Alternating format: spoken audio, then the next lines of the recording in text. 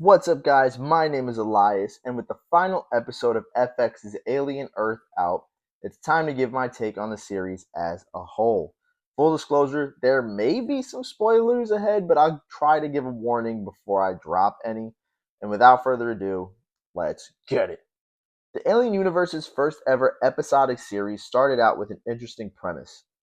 What if you actually had an inkling of the ability to play God? In a world full of synths and cyborgs, the brand new hybrids concocted by the devilish Boy Cavalier, no less, are childlike immortals that completely defy what it even means to be human. When money and power truly do run the world more so than we in the real world believe, bad things happen, like feral and parasitic alien beings ravaging the human race, in Alien Earth's case at least.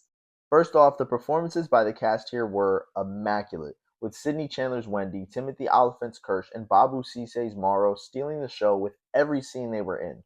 Morrow, for one, was my favorite character as he was a complex company man with a tragic past who dared stop at nothing to achieve his goals through pure dedication and willpower.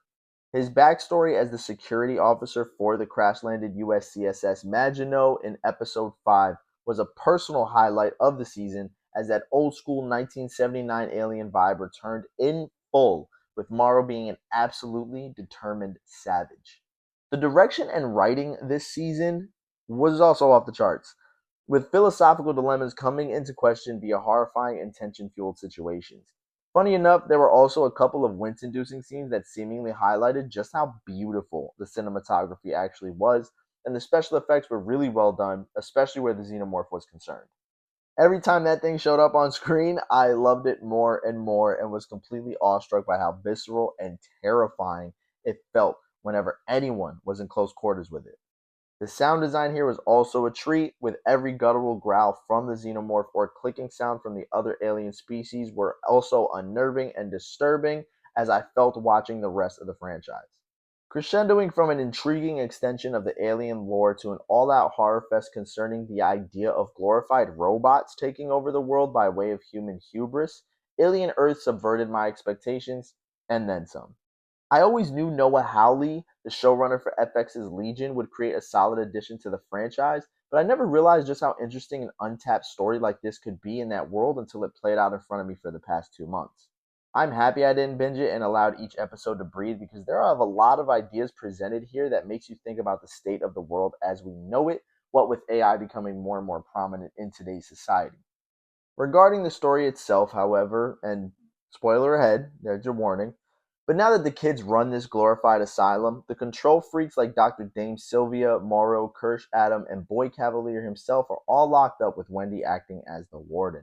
The potential the story has, if executed correctly in a second season, is exciting. Because hear me out, what if, referring to Alien Resurrection, people hate Earth and think it's a stinkhole because synths slash hybrids eventually took over and ran the world using xenomorphs to do their bidding. I know I wouldn't want to go back to that Earth, and seeing as how this show takes place 2 years before the first movie, I'm curious to see just how this apparent war between man and machine has affected the alien universe. Overall, I liked it. While not something I'm necessarily going to revisit anytime soon, it was an experience to watch it episode by episode and really feel that anticipation each week for what the writers and directors were going to pull off next.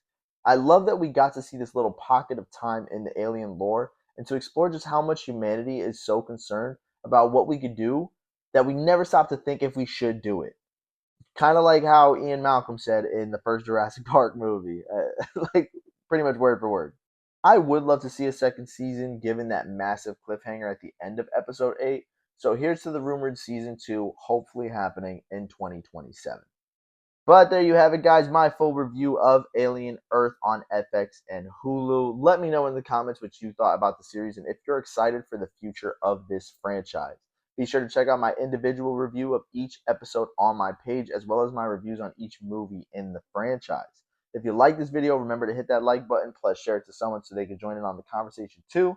Hit that subscribe button to keep up with my videos, and follow me on all socials at Takes with Eli. But until next time, guys, take care and God bless.